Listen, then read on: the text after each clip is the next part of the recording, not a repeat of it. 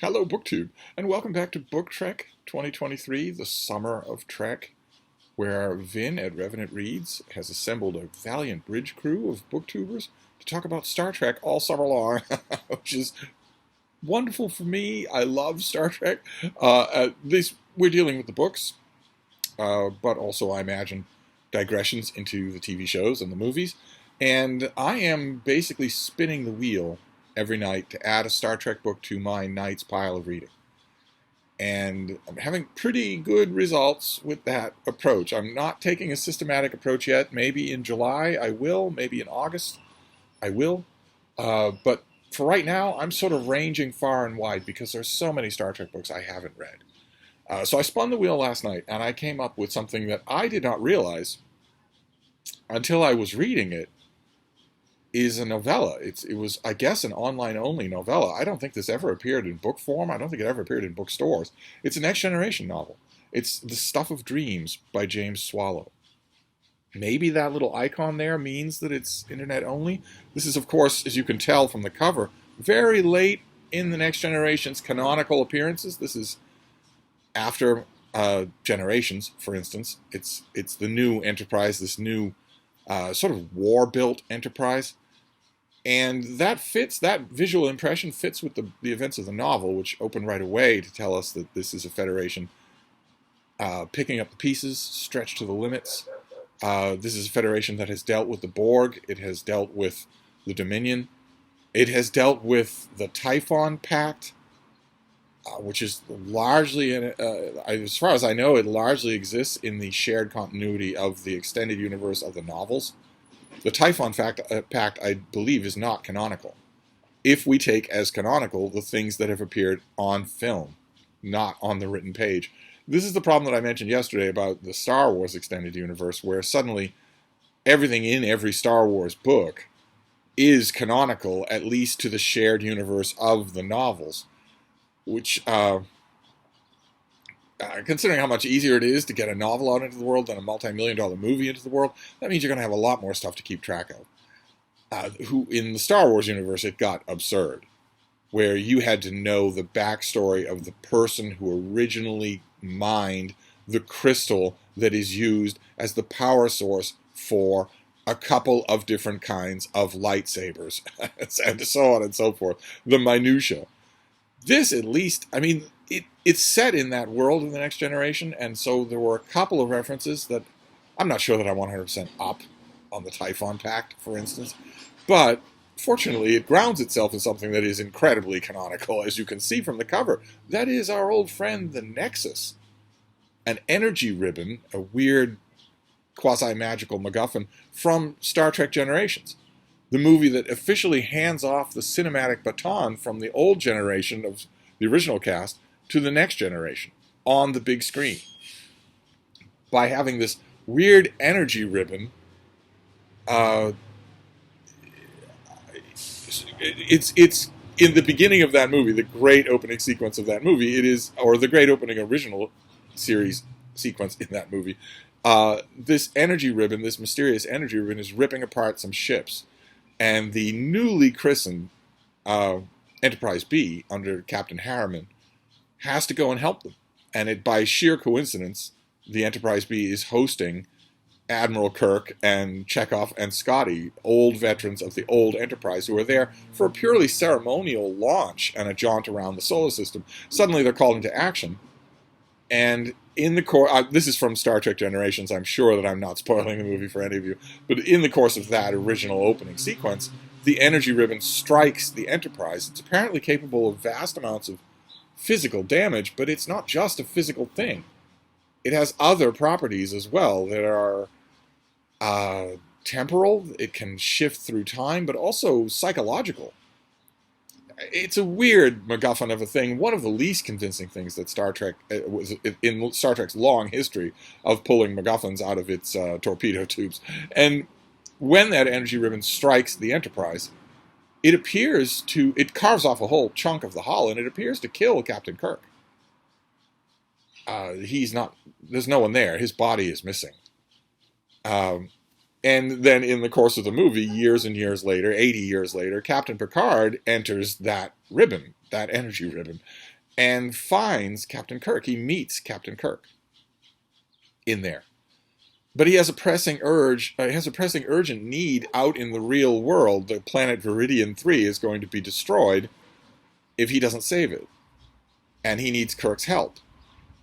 And so Kirk is living a kind of weird fantasy life where that's what happens in the Nexus. You live in your memories, or extrapolation of your memories' fondest dreams. That nothing like this should happen in a natural phenomenon. And Picard has to convince Kirk that none of this is real and you have a job to do. You have a duty in the real world to save a planet. Kirk eventually says, well, who am I to argue with the captain of the Enterprise? Plus, it sounds like fun. And they do go back into the real world. And I remember watching that movie in the theater and thinking, okay, maybe an energy ribbon pops in and out of subspace. Maybe it can do massive amounts of physical damage to the hull of a starship. Maybe someone can get sucked inside it. And maybe, I don't see how, but maybe it has a psychotropic element where that person is not just torn to pieces by radiation, but instead something happens to their mind. But even if that's true, there wouldn't be a Kirk to go back out into the real world. Surely the flesh and blood body of Admiral Kirk was destroyed when the hull was ripped out from under him in the Enterprise B. We're not supposed to think that. Jim Kirk actually gets a second burial. He gets a second death in the movie. Or does he? Was that Jim Kirk's body at Memory Alpha? In the Section 31 Memory Alpha in Star Trek Picard? Is that Jim Kirk's dead body? To say nothing of William Shatner's Shatnerverse novels, where Kirk does not die in Generations. And Generations was a bit of a mess of a movie anyway. I mean, now we don't think anything of a major Hollywood movie shooting 5 or 6 different endings and just polling, trying to tell which one sits better with audiences by hauling in a bunch of polling audiences to see each one of them. Now we don't think anything of that. To hell with director's vision or anything like that, or coherency of a story. Now we think nothing of that. That is done all the time. 5 such endings were done for the new Indiana Jones travesty. But back then, it wasn't at all common. And yet, the test audience for the original ending of Star Trek Generations absolutely hated it. They absolutely hated it. And I don't know if that footage has ever resurfaced. I don't know if there's a bootleg copy of it all. Malcolm McDowell, who plays the villain in the movie, pretty much gave it away, right? When he was bragging all over London for a month at a time that he got to kill Captain Kirk. That doesn't happen in the version of the movie that we have in theaters. And it's a touching movie. It's I think wonderfully done from beginning to end. But so I don't begrudge it, and I rewatch parts of it all the time. The Generations is, of course, the movie that has the incredible saucer section crash. But it always bothers me. What is the ribbon? What is it? If it's a rogue energy fluctuation that comes out of subspace, pops up, in different time periods and can destroy things and then sink back into subspace, fine. Okay. Star Trek has never been all that clear on what subspace is, so I guess that could happen. And shows have dealt with anomalies like that before. But why does it have heaven inside it? Why would that even work? How would that even work? And I went into this novella kind of hoping that this author would maybe take a whack at that. Because the novella opens with the Enterprise being summoned to aid the Newton, a science vessel commanded by Captain Bryant, while they hold position over the energy ribbon, which has reappeared.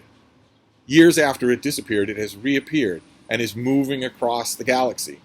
And Captain Bryant has been given the task of using the Newton's advanced technology to destroy the ribbon, because it's getting closer and closer to the region of space claimed by a religious fanatic group called the Kinshaya, I get the strong impression from this novella that they play a major part in Star Trek novels that I've never read. They are written about. Swallow writes about them in this novel as if they're incredibly key and as if I know everything about them. But he doesn't tell me anything about them, which is always the problem with shared universe novels. That the writer feels that he is off the hook for explaining things to the reader, which is always deadly. That is always deadly. That was one of my only annoyances with this thing, is that I'm sure there's more to the Kinshaya than I know. But the Federation absolutely does not want the Kinshaya to possibly be able to control this thing. You can rewrite history with the ribbon, with this energy ribbon, as happens in Star Trek Generations. History is rewritten. The Federation doesn't want a group of religious fanatics to have the equivalent of a galactic A-bomb. So they have entrusted Captain Bryant with the task of destroying the ribbon. Picard, when he learns of this, is horrified. He says this is a totally unique phenomenon. We've never encountered anything even remotely like it. We can't destroy it. We have to study it.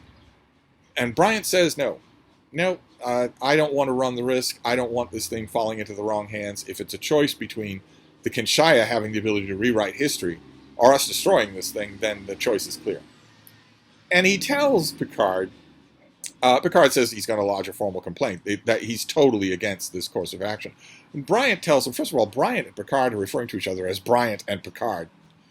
That's not how it works. They would refer to each other by their rank, not by their last names like they were in a street brawl. But also, Bryant tells Picard when he gets there that your objection is duly noted, but I'm in operational command here, and you will obey my orders.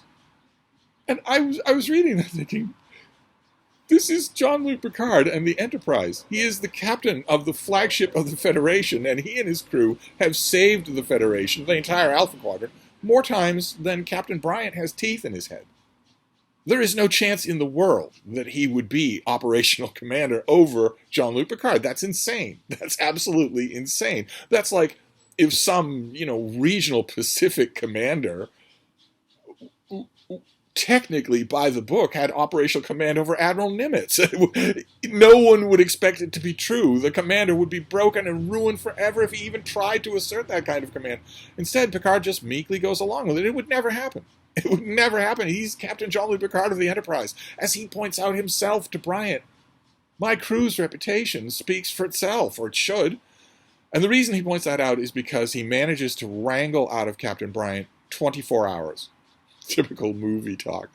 He says, Captain Bryant tells him, I can give you, you and your crew 24 hours to figure out a way to contain this thing, to stop it, to stop the Kinshaya from getting it. Some alternative to destroying it. I can give you a day to figure that out, but no more than that before I have to act, and you will obey me. And Picard says, well, a day's better than nothing at all. He takes the problem back to his crew, and that's when I realized, very belatedly, I realized something about The Next Generation, which is that it doesn't have a science officer.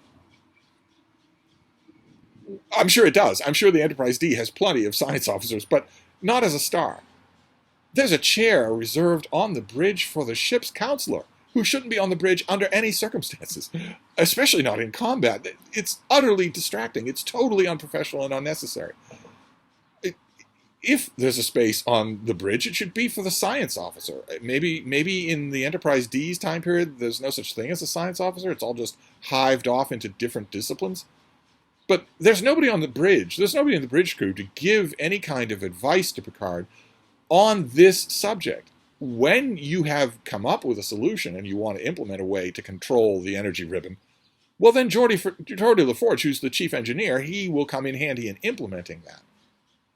But aside from him, who? Worf at Weapons can blow it up. I guess, is it Data? Just by default? He's not a science officer by rank, by designation, I don't think. Oh, there's the bean in profile. Anyway, when Picard brings this problem, what is the energy ribbon, what do we do with it, back to his crew, I really noticed that there is no Spock to go to. Maybe, I guess, it's supposed to be multiple departments. And certainly multiple departments do crop up. The Newton has some scientists on board, obviously being a science vessel, and they start to confer with their counterparts on the Enterprise. And all sorts of science babble, tech babble ensues, where the Enterprise is is fighting hard to protect this thing, but also Swallow has to work in a MacGuffin of a plot. The Kinshaya are part of that plot, but they are weak species technologically. They can't face off against the Federation, certainly not against the Enterprise. Not this reworked badass Enterprise, the baddest ass Enterprise that by design that I know of. They certainly can't do anything like that. So they don't work as a MacGuffin until the energy ribbon gets to their region of space, at which point I guess there's a diplomatic MacGuffin that you can raise. The Enterprise could still blow the thing up. I mean, the Kinshaya can't stop them. So we have to come up. Swallow has to come up with another MacGuffin, and he does. He does. He doesn't try very hard. If you're in trouble and you need a MacGuffin, and you go to the MacGuffin store, the dollar MacGuffins will always be the Orions. They'll always be. You can always count on the Orions. So there is a plot in this thing, and there's some fairly good stuff about the crew in here. More than anybody, Worf. Worf is as in a 100-page book. There's not much to stand out here, but in terms of character, if you're going into your Star Trek books for character, which I usually am, then Worf is the thing you're going to want here. He's the one that Swallow gets the best, I think. Aside from one alien scientist who's on board the Newton and is in many ways the star of this little novella, because that alien scientist makes a decision that neither Jean-Luc Picard nor Captain Kirk made once they're inside the Nexus. It got me thinking, would you make that decision? Would you leave?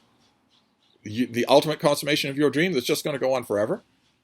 There's no time duration inside the Nexus. Would you leave? What if you had been on your horse farm and Captain Picard had come to you and said the Alpha Quadrant needs you, a planet you've never heard of, Viridian 3, needs you to leave this dream, even though I'm pretty sure you can't come back. Would you go? There's a scientist in this novel who doesn't make the decision that Picard and Kirk made, and there's a satisfying enough ending. That scientist's story, his name's Kolb. He's an alien whose name is Kolb, and his story works to give this book a satisfying final act. Definitely. I really enjoyed reading this. So I'm on kind of a roll when it comes to Star Trek. I really enjoyed reading this. The one huge disappointment I've had a minor annoyance. No one at captain level pulls rank on Jean-Luc Picard. That's absurd. In the first year of Star Trek The Next Generation, 50 years ago, maybe. At the time that this thing happened with that Enterprise, no. Absolutely not. That was a minor irritation. The major irritation with this thing is something that I am not going to lay at the feet of the author. And that is that we never learn anything about the ribbon. We never learn what this thing is, even a guess. How could it do what it does? Some of the things, yes, but not this dream world.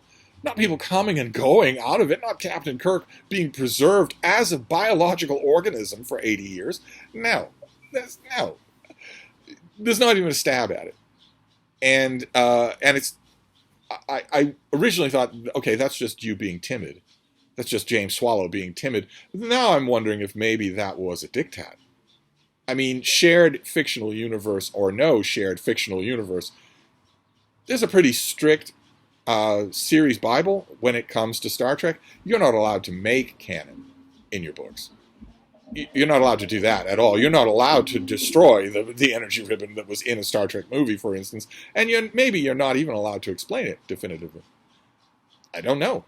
I've seen other writers do this sort of thing. I mean, we've had, in the Star Trek novels that I've read, hundreds and hundreds of Star Trek novels, I think in the Star Trek novels that I've read, we've had 3 definitive explanations of what the gigantic world-killing machine is in the original series. In the original series, there's this giant planet killer that chops up planets and uses their debris to fuel itself. And Kirk has to find a way. The thing's hull is impenetrable. He has to find a way to defeat it. But no explanation is ever given for what this thing is or where it comes from. And the novels have given explanations for that, and they all contradict each other. But at least the writers were allowed to do it. So I think that James Swallow could probably have put more on the table here than he does. But I enjoyed it anyway, as a romp. What would happen? Basically, this is what would happen if the energy ribbon returned. in Captain Picard's time, in while he's still captain of the Enterprise, that sort of thing. Maybe there are writers out there who have given us an energy ribbon story from backwards in time. What would happen if Voyager encountered the energy ribbon, for instance? I don't know. Probably that has been done, at least in fan fiction. But I enjoyed this. Rosie is very talkative. I don't know if you could hear that, but she's barking her head off because she's very excited. She probably has a playmate, this little space across the street where neighborhood dogs often congregate to play. Sometimes I take my little drill master by there so that she can yell at them that they should be studying instead of playing. Studying the weaknesses of their foes, as she is doing right now. The hilarious part is that when Rosie meets Frida, she's so overjoyed with happiness. Oh, it's another friend! That she starts bouncing around and trying to play with Frida, and that never goes well. It goes nuclear in about a minute. My baby won't do anything, and Rosie's owner knows that. But so we just laugh because Frida gets more and more affronted. Anyway, this was a thumbs up. It doesn't do much. It doesn't do much. I mean, we get a bunch of tech babble about what this thing is and how to contain it, how to do something with it other than destroy it. But nothing more than that. It's not a full-length novel, and it doesn't feel like one at any point. But still enjoyable, very well done, and a beautiful cover, I might add. So my Trek voyage here is going well. I'm just going to keep making these videos. I don't know exactly what my co-hosts are thinking. I have to assume that my captain, Vin of the USS Revenant, is okay with me making a video a day. I have to assume he's okay with that. He hasn't said anything to me to the contrary. So I'll do this again tonight. I will spin the wheel again, and we'll see what I get. There's a vast ocean of Star Trek stuff to pick from. The only wheel spinning choices that I'm gonna kind of resist, at least for the next month or so, will be books that I've read a million times, Star Trek novels that I've read a million times, where there's no point, or that I've read once and know I don't like. I mean, there's nothing there at all. But I'm talking mainly the ones that I've read a million times. You know, there'd be precious little point in me going over it again. So we'll see. I'd like fresh territory tonight. So I'll wrap this up, and we will see what we encounter tonight. I'll report back tomorrow. Thank you, BookTube.